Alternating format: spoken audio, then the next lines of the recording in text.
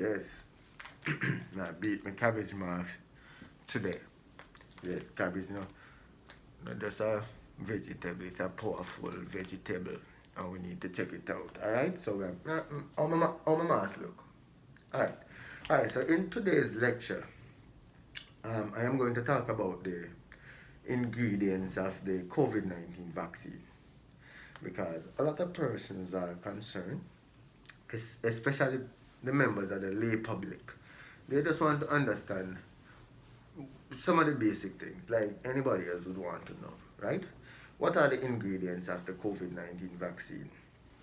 And we are talking about the three main vaccines, that is the Moderna and the Pfizer BioNTech N vaccine, and as well as the Johnson and Johnson vaccine.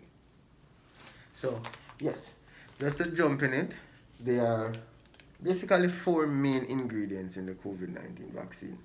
And number one here, the main ingredient, or what we would call the active ingredient, is the modified mRNA, right? So RNA stands for ribonucleic acid, and we are familiar with DNA, which is the deoxyribonucleic acid, right? So no oxygen, oxygen. So here we have the modification in the mRNA being in the uracil nucleoside, right? So the difference between the DNA and the RNA, again, is the difference in this nucleoside. Uracil is in RNA strand, but it is missing in the DNA double strand. So the modification of the mRNA in the COVID-19 vaccine occurred in the uracil, right? And more specifically in the N region of the uracil compound strand, nucleoside, sorry. Now, another ingredient that is in the vaccine is lipids. All right. So again, these are nanoparticles, very very tiny particles, and some of these lipids are PEG, polyethylene glycol, and it is in the Moderna vaccine, not in the Pfizer BioNTech. But cholesterol is in both vaccine as well, and on all three vaccines. And the cholesterols and other lipids serve as this barrier around the mRNA. Just like the cell membrane is like that lipid bilayer is like around our cells. So the lipids create this barrier or this boundary around the mRNA as it is being delivered to the cell, and while it is being stored in the way it is being stored. So there's also lipids that are being tagged to the mRNA as well, nanoparticles. Number three, salts. As we know, if we are talking about just about delivering anything safely, right, so that it is bioactive or it is alive, we need to deliver it very safely. And delivering it in a salt solution is usually the best or nature's best way. So salt solution would be like, for example, coconut water is a type of salt solution, a saline solution or a natural Gatorade for the body. The seawater is a natural saline for the natural environment, all right? Or in the womb of the baby, when the baby is being developed, the amniotic fluid is a saline or a salt type of solution. So these solutions are commonly used to deliver things safely. Or even in the lab, PBS is like another salt, buffer solution. But here in the vaccine, they have a combination of different salts, sodium chloride and acetate, another salt and phosphate to, provide that neutral to alkaline type of environment to protect against any form of acidity that would damage the mRNA. So to keep it stabilized or in an environment that is more like what it is like in the cell, in the cytosol or the cytoplasm of the cell, salt solution is used. And number four, sucrose. Or some people would say sugar, but sucrose, pure sucrose, is also added to the vaccine. And what sugar is this unique, sucrose is this unique compound where it can solvate, it can attract water to itself.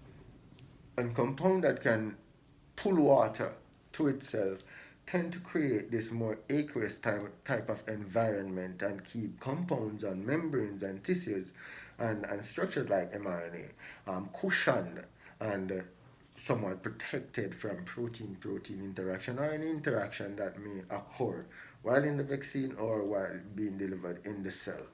Alright, so sucrose is there. And as I said, I just want to recap real quick. There are four main ingredients in the COVID-19 vaccine, either it be Moderna, the Pfizer Biotech, or J&J. We know that Moderna has some 95% efficacy rate or from the population studied, and we know that the Pfizer Biotech may be somewhat about 94.5 somewhere there, and J&J somewhat about 67, 66, 67, 68 somewhere there. I'm not sure. Don't quote me on that, but you can also look that up. But what I'm told is that all three are safe to use and can be accessed. But arm yourself with enough information so that you can make the right decision and the best choices. But nonetheless, we know that also the Moderna vaccine and the Pfizer Biotech vaccine were being tested during the summer of 2020.